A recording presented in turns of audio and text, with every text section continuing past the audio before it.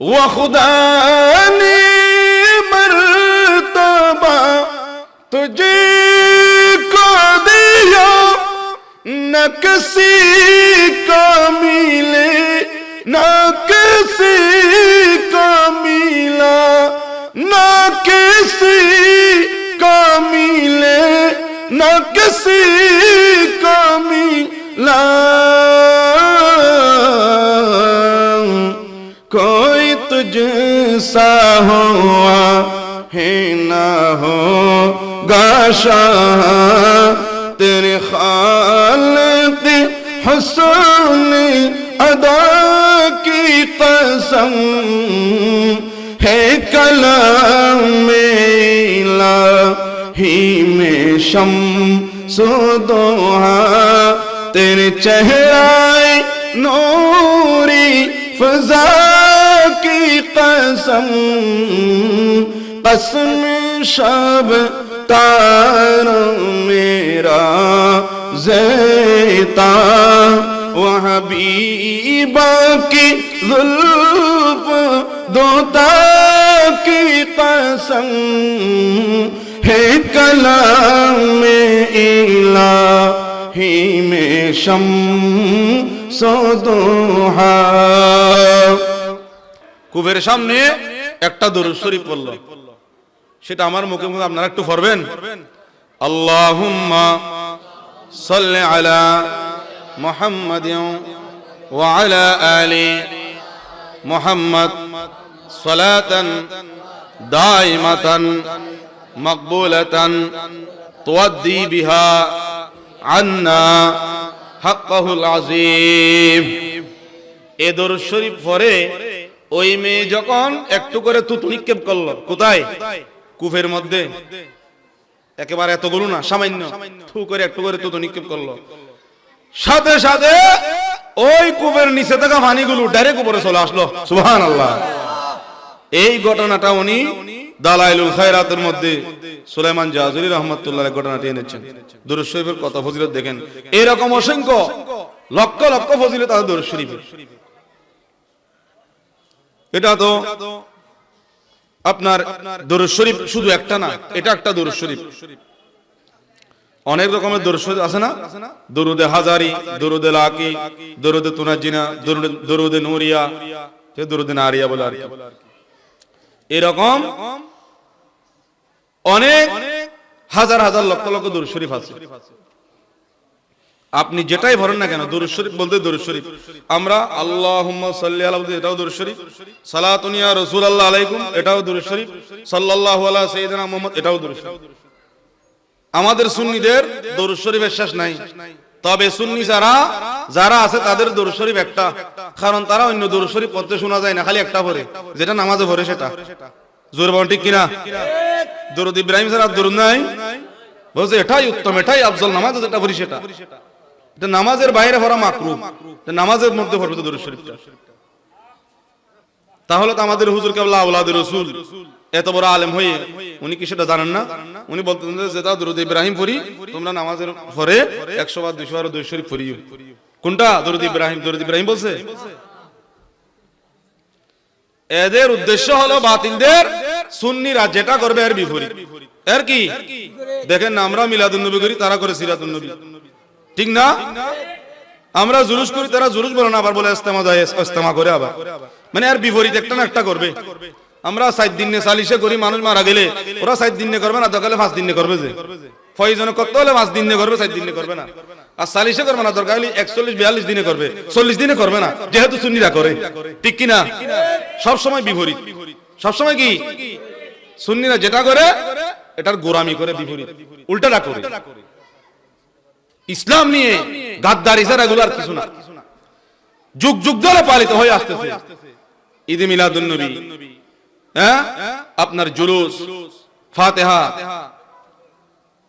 চেহলাম, চালিশা, চেহলাম বলে, চাহারম, 4 দিন নাকি কি বলে, সারম, মানুষে গেল দেন তোর মরা সারম গেল দে জানো, কত না তুই 7 দিন নে তুই চালিশে গেল দে বলছো না, ইল্লো হয়ে গেল দিয়ে চাহারম শরীফ 7 দিন নে, ওটা চেহলাম শরীফ 40 দিনে, 40-এ এটা তখন থেকে হয়ে আসছে, তখনকার সময় থেকে। এখন বাতিলরা গোঁড়ামি করে, গাদ্দারি করে, সুন্নিরা যেটা করে এরা বিপরীত করার এদের উদ্দেশ্য, ঠিক কিনা? ঈমান আকীদাকে হেফাজত রাখবেন, দুকায় ভরবেন না। অনেকে বলে 40 দিন খোদার সুন্নাহ 40 দিন করেন, 41 দিন করলে কি হই? এখন অনেক 40 দিন করলে কি হই? এটার উদ্দেশ্য হল যে 40 দিনে না করে 41 দিন করেন। এবার আস্তে আস্তে কি করে দিন, রহিত করে দিন। 40 তুন আস্তে আস্তে 41 যাবো, তারপর 42 করে দিতে লাস্ট জান নাই। এজন্য দরুদ শরীফ অনেক ফজিলত, সবাই একটু মন ভরে প্রাণ ভরে একটু দরুদ পড়ি। সালাতুন ইয়া সালামুন ইয়া হাবিবাল্লাহ, দর দিলে মুসলিম মাকামি মুস্তাফা আবরোই মাজনামে মুস্তাফা সালাতুন ইয়া সালামুন ইয়া হাবিবাল্লাহ। আউযু বিল্লাহি মিনাশ শাইতানির রাজীম। বিসমিল্লাহির রহমানির রহিম।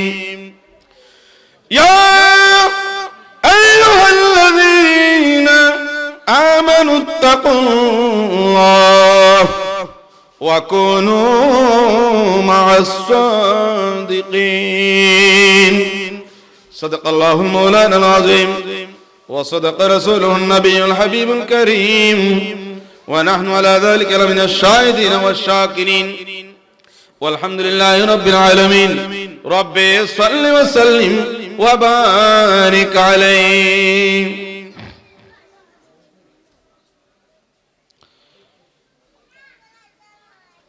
ওয়া খুদা নে মর্তবা तुझे को दिया न किसी को मिले, न किसी को मिला, न किसी को मिले, न किसी को मिला।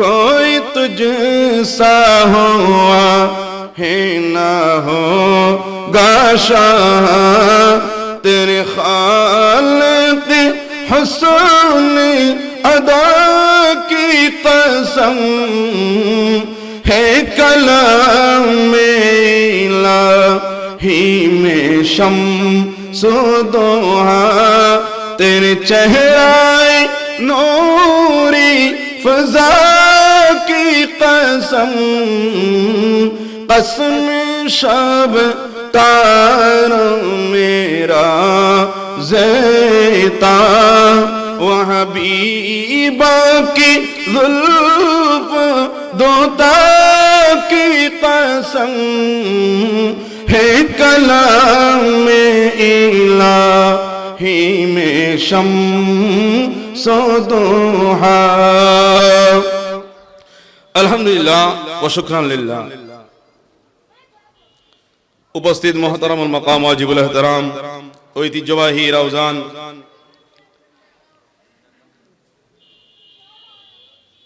চিকদাইন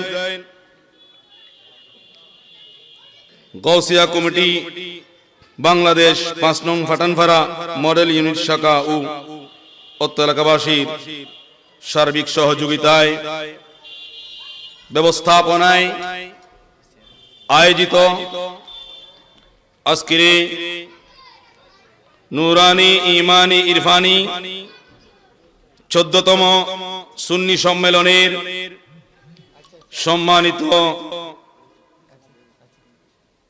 উদ্বোধক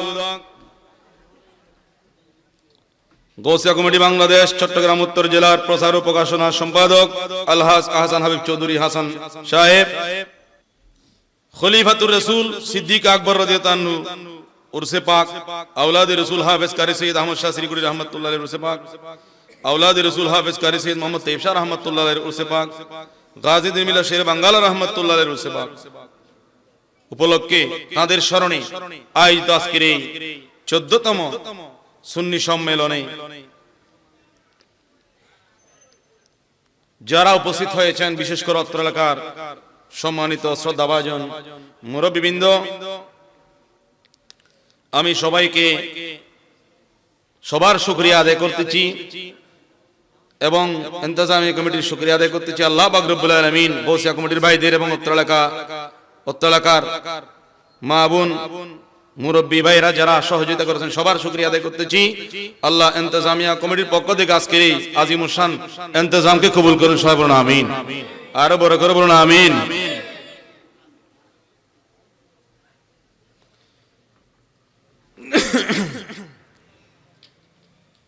আমাকে বলা হয়েছে গাজীউদ্দিন মিল্লাত শেরে বাঙ্গাল রাহমাতুল্লাহ আলাইহির সম্পর্কে কিছু বলার জন্য। আসলে আমরা আমার মতো নগণ্য কি হুজুরের শান বয়ান করব। জগৎ বরেণ্য আলেম আল্লামা আবুল কালাম বয়ানী হুজুর, কথা হচ্ছে যার মুখে যেটা শোভা পায় ওনার মুখে বেশি মানাই। শেরে বাংলার শানমান জোরে বলেন সুবহানাল্লাহ। তারপরেও হুজুরদের দোয়ার বরকতে হুজুরদের কদমের দুলার সদকায় কিছু আপনাদের সম্মুখে বলার জন্য চেষ্টা করতেছি। আল্লাহ পাক রব্বুল আলামিন যদি তৌফিক দান করেন, মদিনাওয়ালা নবী রাহমাতুল্লিল আলামিনের নজর করম হয়, আপনারা ধৈর্য সহকারে বসেন। ইনশাআল্লাহ কয়েকটা কথা বলে আমি শেষ করে দেব। যেহেতু মাহফিলের অন্যতম বিশেষ বক্তা এবং প্রধান আলোচক অলরেডি প্রধান আলোচক এসে যাচ্ছেন, আমাদের মুফতি আব্দুল আজিজ রজভী প্রাণপ্রিয় বন্ধুবার, উনিও তাশরীফ এনেছেন। যাই হোক, মাগরিবের পর থেকে অনেক আলোচনা হয়েছে এ পর্যন্ত। সবচেয়ে বড় কথা হলো দুঃখজনক হলেও সত্য, বলেন না, দুঃখজনক হলেও সত্য। আমরা এত ওয়াজ শুনি, কিন্তু যে পরিমাণ ওয়াজ শুনি আমার মনে হয় আর 16 আনার 1 আনাও যদি আমরা আমল করতাম তাহলে আমরা একজন বড় নেককার মানুষ হয়ে যেতাম। ঠিক কিনা? আমলের মধ্যে নাই। আমার কথাই রাগ করবেন না আমার শ্রদ্ধাভাজন মুরব্বীরা, আমার প্রাণপ্রিয় যুবক ভাইয়েরা, কিশোর ভাইয়েরা, পর্দানসীন মা বোনেরা, আমাদের জীবন একেবারে সংকীর্ণ, জীবন হায়াত একেবারে কম। আমাদের হায়াত কম, সমাজ কম, আকল কম, জ্ঞান কম, সবকিছুই কম। আমাদের পূর্বে যারা অতীত হয়েছেন তারা ছিল অতুলনীয়। এর আগে যারা অতীত হয়েছেন এরা এদের চেয়েও শ্রেষ্ঠ ছিল, অতুলনীয়। নবী বলেছেন খায়রুল কুরুনি করনি সুম্মান লাযিনা ইয়ালুনাহুম সুম্মাল লাযিনা ইয়ালুনাহুম। উত্তম যুগ হচ্ছে আমার যুগ, স্বর্ণ যুগ, সোনালী যুগ, উত্তম যুগ আমার যুগ, রাসূল বলেছেন। এরপরে সুম্মাল লাযিনা ইয়ালুনাহুম, এর পরবর্তী যুগ মানে রাসূলের পরে সাহাবীদের যুগ, সাহাবীদের পরে তাবেঈদের যুগ। এই 3 যুগকে উত্তম যুগ বলেছেন। এরপরে যেগুলো আসবে এগুলো একেবারে খারাপ বলেন নাই, তুলনামূলক ওই 3 যুগের চেয়ে এটা ভালো কম হবে। ওই 3 যুগ কিন্তু সবচেয়ে উত্তম যুগ। সুবহানাল্লাহ। এজন্য আমরা যদি আমল করার চেষ্টা করি, যে পরিমাণ ওয়াজ আমরা শুনি আমল করার চেষ্টা করতে হবে। আমল সে জিন্দগি বনতি है। শুধু আমরা ওয়াজ করি শুনলে হবে না, আমল করতে হবে। রিকশাওয়ালা হোক, ঠেলাগাড়িওয়ালা হোক, দিনমজুর হোক, বড় মুফতি মুহাদ্দিস হোক, ব্যারিস্টার হোক, প্রফেসর হোক, জজ হোক, লয়ার হোক, এমপি হোক, মন্ত্রী হোক, বিশ্বের সর্বশ্রেষ্ঠ ক্ষমতাধর ব্যক্তি হোক, সবাইকে আল্লাহর কাছে যেতে হবে কিনা? হবে নাকি? হবে। সবাইকে কবরেও যেতে হবে, আল্লাহর দরবারে হাসরের ময়দানে হাজিরা দিতে হবে, উপস্থিত হতে হবে আল্লাহর আদালতে। আমার আপনার সবার জন্য সমগ্র দুনিয়াবাসীর জবাবদিহিতা আল্লাহ নিবেন, সবার জবাবদিহিতা রয়েছে।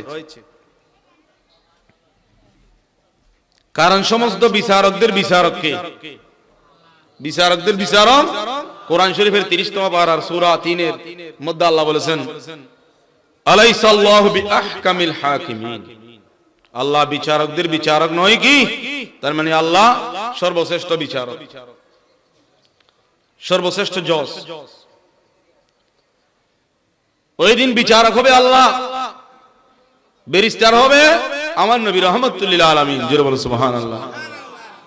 নবী যাকে সুপারিশ করবে, যার ব্যাপারে অ্যাটেস্টেড করবে, সত্যায়িত করবে, সেই জান্নাতে যেতে পারবে। নবীর সুপারিশ লাগবেই, নবীর সুপারিশ অবশ্যই লাগবে। নবীর সুপারিশ ছাড়া কেউ জান্নাতে যেতে পারবে না।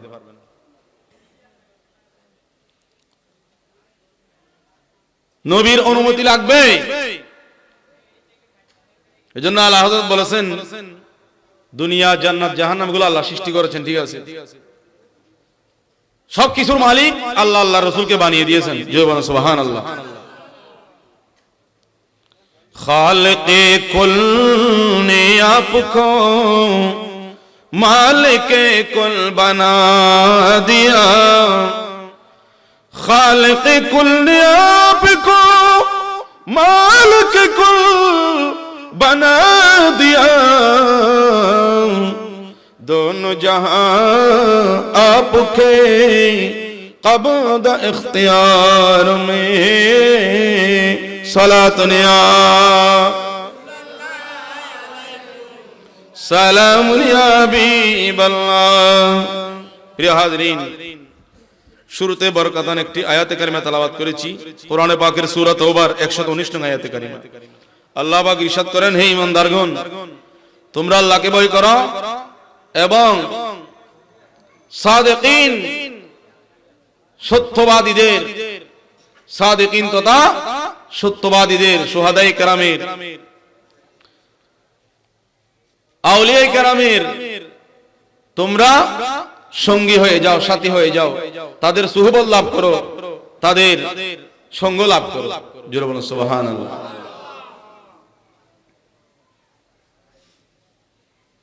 আল্লাহ ইমানদারদেরকে বলেছেন ইয়া আইয়ুহাল মুসলিমুন, বলে নাই, কারণ মুসলমান সবাই ইমানদার না।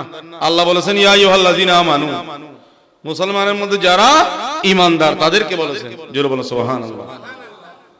মানুষ বলে না ও মানুষটা খুব ইমানদার বান্দা, ইমানদারদেরকে আল্লাহ সম্বোধন করে বলেছেন।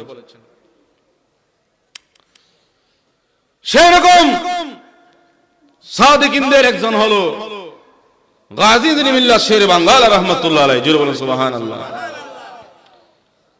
যার জীবনে, স্টাডি জীবনে, লেখাপড়ার জীবনে, কর্মক্ষেত্রে, মুনাজারার জীবনে তিনি কোনোদিন পরাস্ত হয় নাই। পরাজয় শব্দটি তার জীবনে কোনোদিন লেখা হয় না, আসে নাই। জোরে বলুন সুবহানাল্লাহ। তিনি হচ্ছেন সানি ওয়াইসুল করনি, খাজা বাঙ্গাল, গাজী ইবনে মিল্লাত আল্লামা গাজী আল্লামা আজিজুল হক শেরে বাঙ্গাল রাহমাতুল্লাহ আলাইহি। জোরে বলুন সুবহানাল্লাহ। শেরে বাংলা, এটা এই উপাধিটা কে দিল? হুজুরকে। 1323 হিজরিতে হাটহাজারী থানার অন্তর্গত মেখল গ্রামে তিনি এক সম্ভ্রান্ত পরিবারে জন্মগ্রহণ করেন। তার আব্বা জানো ছিল আলেম, তার দাদাও ছিল আলেম। জোরে বলুন সুবহানাল্লাহ। হুজুরের পুরো জীবনটা জিহাদের মধ্যে গেছে, জিহাদ, জিহাদ, নবীর দুশমনদের সাথে, বাতিলদের সাথে পুরো জীবনটা জিহাদ করতে করতে কুরবান করে দিয়েছেন। জোরে বলুন সুবহানাল্লাহ। ছোটবেলা থেকে হুজুর ভদ্র, নম্র, সৎ চরিত্রের অধিকারী ছিলেন। আমাদের দেশে একটা কথা বলে বুড়ো বুড়িরা, যে অন্যায়তে সুরত দেখা যায়, বলে না, জিবে অন্যায় সুরত দেখা যায় সূরা হালাইতে। হুজুর মিষ্টভাষী ছিলেন, নম্র ভদ্র ছিলেন, আখলাকে হাসানার অধিকারী ছিলেন, উত্তম চরিত্রের অধিকারী ছিলেন। প্রত্যেকটা বিষয়ে নবীকে অনুসরণ করার চেষ্টা করতেন। জোরে বলুন সুবহানাল্লাহ। আমার শেরে বাঙ্গালা রহমতুল্লাহ আলাইহি, উনি তেমন লম্বাও ছিলেন না, তেমন বাটিও ছিলেন না, মিডিয়াম ছিলেন। কিতাবের মধ্যে আমরা যা পেয়েছি, আমরা তো দেখি নাই, আপনারা যারা দেখছেন তারা তো বলতে পারবেন। আর হুজুর সবসময় বলে কালো টুপি দিতেন, খানে কাওয়ার গিলাফ খালো যে সেদিকে ইঙ্গিত করে হুজুর সবসময় কালো টুপি দিতেন। জোরে বলেন সুবহানাল্লাহ। আজকে আমাকেও শেরে বাংলা সম্পর্কে আলোচনা করতে বলা হয়েছে, আমি গুনাহগার নগণ্য একটু শেরে বাংলাকে অনুসরণ করার চেষ্টা করছি আর কি। জোরে বলেন সুবহানাল্লাহ। হুজুর সাদা পাঞ্জাবি, সাদা লুঙ্গি পরতেন সবসময়, ওইটা পছন্দ করতেন, আর কালো টুপি পরতেন। হুজুরের চুলও ছিল বাবরি কাটা। হাদিস শরীফের মধ্যে আছে 3 প্রকারের চুল রাখা সুন্নাত। সে তার মধ্যে একটা হলো কানের লতি বরাবর, আর একটা হচ্ছে লতি এবং কাঁধের মাঝামাঝি, আর একটা হচ্ছে কাঁধ বরাবর চুল রাখা। 3 প্রকারের চুল রাখা কি সুন্নাত। তো গাজী দিন মিল্লাহ শেরে বাঙ্গালা রহমতুল্লাহ চুল ছিল এরকম বাবরি কাঁধ পর্যন্ত। জোরে বলেন সুবহানাল্লাহ। নবীকে অনুসরণ করতেন আর কি প্রত্যেকটা দিক দিয়ে। আমার গাজী দিন মিল্লাহ শেরে বাঙ্গালা রহমতুল্লাহ আলাইহি, ওনার ইয়াকিন ছিল, ঈমান ছিল, সব সময় সব কানে আমার নবী হাজির। জোরে বলেন সুবহানাল্লাহ। যাদের বিরুদ্ধে জিহাদ করেছেন তারা বলল শেরে বাংলার প্রতিটা কথা বেদাত এবং শিরকে পরিপূর্ণ। জোরে বলেন নাউজুবিল্লাহ। আল্লাহ না সব কানে হাজির, রাসূল কিভাবে হাজির হয়, তাদের কথা। আমার শেরে বাংলা বলেন, কোরআন শরীফের এতগুলো আয়াত তোমরা চোখে দেখো না? কোরআন শরীফের মধ্যে বলা হয়েছে আল্লাহর ব্যাপারে বলা হয়েছে মিন হাবিলিল ওয়ারিদ, শাহীরগের চেয়ে আরো আল্লাহ কাছে। নবীর বেলায় বলা হয়েছে আন নবিয়্যু আওলা বিল মুমিনিনা মিন আনফুসিহিম, মুমিনদের জানের চেয়েও নবী কাছে। সুবহানাল্লাহ। ওই ওয়াহাবিরা, আহলে হাদিস, জামাতি, রাফেজি, খারেজি, শিয়া, মুতাজিলা, কাদিয়ানি, যত বাতিল আছো, তোমরা এই আয়াতগুলো পাও না? আল্লাহ কোরআনে বলেছেন তোমরা যা কিছু করো না কেন আল্লাহও দেখতেছেন, রাসূলও। তো রাসূল, আল্লাহ বলেছেন রাসূল যতদিন বাঁচে থাকবে ততদিন দেখবে, এরপর আর দেখবে না, এটা তো বলে নাই। ওয়া সায়ারাল্লাহু আমালাকুম ওয়া রাসূলুহু। জোরে বলেন সুবহানাল্লাহ। তোমরা যা কিছু করো না কেন আল্লাহও দেখতেছেন, তার রাসূলও দেখতেছেন। জোরে বলেন সুবহানাল্লাহ। তাহলে দেখার জন্য হাজির হতে হবে না? যিনি সবগুলো দেখেন তাহলে তিনি সব কানে হাজির। হাজির ও নাজির, হাজির মানে উপস্থিত, নাজির মানে দেখনেওয়ালা, অবলোকনকারী, প্রত্যক্ষদর্শী। জোরে বলেন সুবহানাল্লাহ। শেরে বাংলার ঈমান ইয়াকিন সব কোরআন হাদিস দ্বারা প্রমাণিত। বাতিল্লাহ শুধু শিরকের আর বেদাতের ফতোয়া দেয় কোরআন হাদিস বোঝানোর জন্য। আমার শেরে বাংলার প্রথম স্টাডি কোথায় শুরু হয়েছে? হাটাজারি মাদ্রাসায় হুজুর এসে গেছেন। মাশাআল্লাহ। আমাদের আজকের এই আজিমুস শান সুন্নি সম্মেলনের অন্যতম প্রধান আকর্ষণ মুফতি আব্দুল আজিজ জজবি হুজুর তাশরীফ এনেছেন। আমি আর দীর্ঘায়িত করব না, শেষে একটা কথা বলে আমি শেষ করে দিচ্ছি। গাজী দিন মিল্লাহ শেরে বাঙ্গালা রহমতুল্লাহ আলাইহি প্রথমে লেখাপড়া করেছেন কোথায়? হাটাজারি মাদ্রাসায়। সেখানে তখনকার সময়ে এরকম সুন্নি প্রতিষ্ঠান ছিল না, ওহাবি প্রতিষ্ঠান বেশি ছিল। এখন না সুন্নি প্রতিষ্ঠান মাশাআল্লাহ, আর ওহাবি প্রতিষ্ঠানে ভর্তি করতে হবে না। তখন অনেক সুন্নি আলেমও সেখানে কি হয়েছিল, শিক্ষক হিসেবে নিয়োগ হয়েছিল। কিন্তু এখন একজন সুন্নি শিক্ষক এবং সুন্নি ছাত্র তাদের মাদ্রাসায় পাবেন না, ইল্লা মাশাআল্লাহ দুই একজন। অনেকেই হেফজখানায় দেয়, নূরানিতে দেয়, একটু ফরা খারি করার জন্য। কি করার জন্য? খারি একেবারে আকীদা, এদিকে ফরা খারি করে আকীদা খারি নেই, ঠিক না? এখন মাশাআল্লাহ সুন্নি নূরানি বুট হয়েছে। আমাদের জামিয়া আহমদিয়া সুন্নিয়া মাদ্রাসার প্রভাষক, আমার প্রাণ প্রিয় শিক্ষাগুরু, আমার সরতাজ হুজুর আবুল আসাদ মোহাম্মদ জুবাইর রিজভী, এখন ওনার মাধ্যমে সুন্নি নূরানি বুট গঠন করা হয়েছে, নূরানি প্রশিক্ষণ দেওয়া হচ্ছে। এজন্য আর আপনাদেরকে চিন্তা করতে হবে না যে ওহাবিদের নূরানিতে দিতে হবে।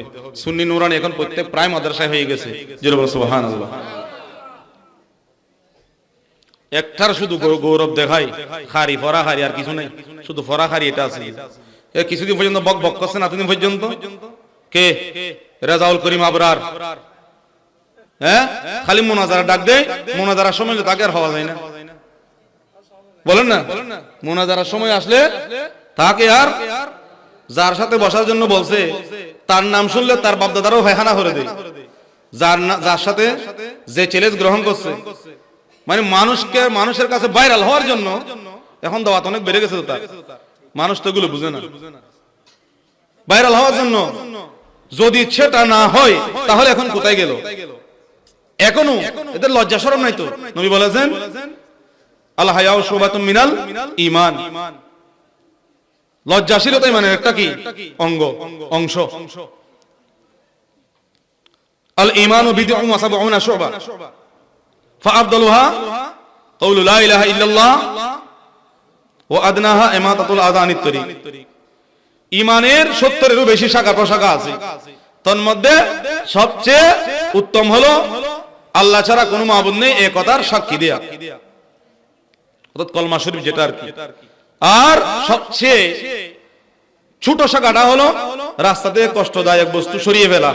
তো এই একদম শুরুটার যেটা একদম শ্রেষ্ঠ, আর যেটা একদম কে শেষেরটা, একদম শুরুটা একদম শেষটা বলা হয়েছে, বাকিগুলো মাঝখানে আর কি। ওই যে লজ্জাশীলতা ইমানের অঙ্গ, এটা মাঝখানে আর কি।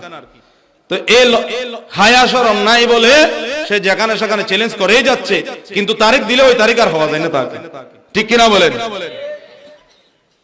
আমি বুঝি না, তার জায়গায় যদি আমাদের কোন সুন্নি আলেম হতো, আপনারা ধরে বেঁধে রাখতেন না?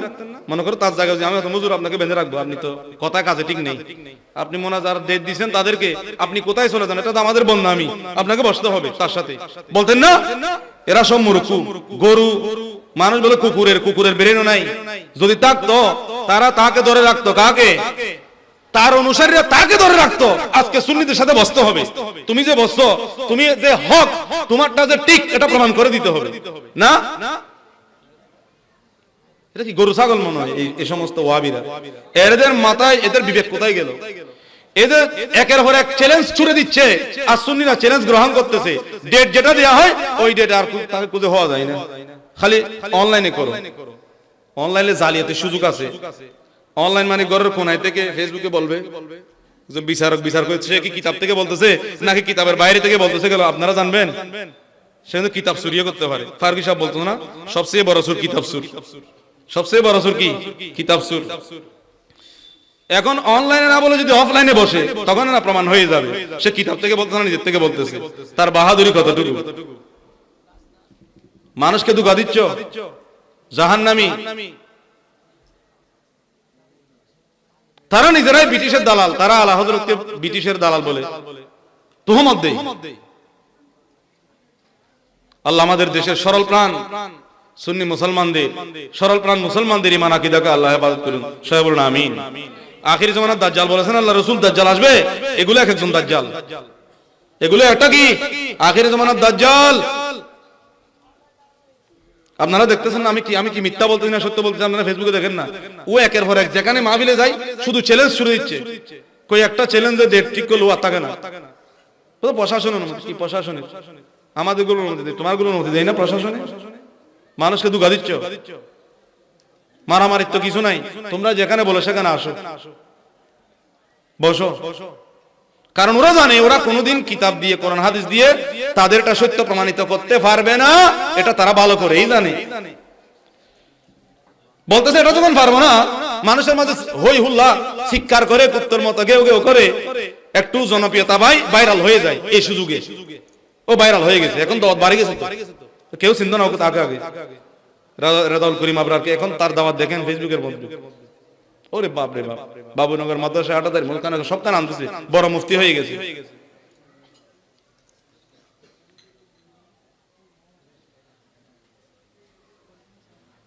দুর্বলের সাথে মোনাজারে বসতে চাও, অনেকদিন লাফালাফি করছে ফেসবুকের মধ্যে, যখন ডাটা লাগবো ভাই এমনি মুনাজারার কথা বলে আর ধরা দেই না, আর আসে না, দাঁড়ে আছে। আপনার সুন্নিদের তো বিভাগ আছে না?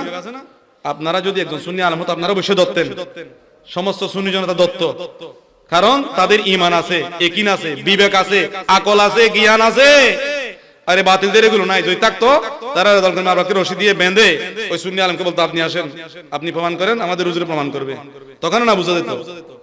হ্যাঁ, প্রতিদিন খালি চ্যালেঞ্জ দিলে হবে? খেয়াল রাখবেন, বিভ্রান্ত হবেন না। এগুলো আখিরি জামানার দাজ্জাল, এদের কথায় বিভ্রান্ত হবেন না। এখন চতুর্দিক থেকে কি ইমানের উপর আক্রমণ আসতেছে, ইমান আকীদার উপর। একদিক থেকে ভূমিকম্প, একদিক থেকে ঘূর্ণিঝড়, একদিক থেকে বজ্রপাত, একদিন থেকে তুফান, একদিক থেকে চারিদিক থেকে বিপদ। একদিকে আহলে হাদিস, একদিকে ওহাবি, আর একদিকে জামাতি খারেজি, আর একদিকে শিয়া, আর একদিকে কাদিয়ানি, আর একদিকে আহলে কোরআন। এগুলো আর কি এক এক দিক থেকে এক আক্রমণ। ঈমান রক্ষা করা রাসূল বলেছেন, জ্বলন্ত কয়লা হাতের তালুতে রাখা যে কঠিন হবে, সেই সময়টা পরিস্থিতি এখন এসে গেছে, বরাবর এসে গেছে। তো আমাদের ঈমান আকীদা আমরা রক্ষা করব, আউলিয়া কেরাম আওলাদ রাসূলের দামান দত্ত হবে। ঈমান আকীদা ঠিক রাখতে হলে, ঠিক কিনা বলেন? আরো বড় করবেন, ঠিক কিনা? গাজীউদ্দিন মিল্লাহ শের বাঙ্গালা রহমাতুল্লাহ আলাইহি সে শিক্ষা দিয়েছেন। তিনি আওলাদ রাসূলকে না আনলেও কি হতো পাকিস্তান থেকে। হ্যাঁ, আমি বড় আলেম, আমি মাদ্রাসাটা দিয়ে হয়ে যাবে।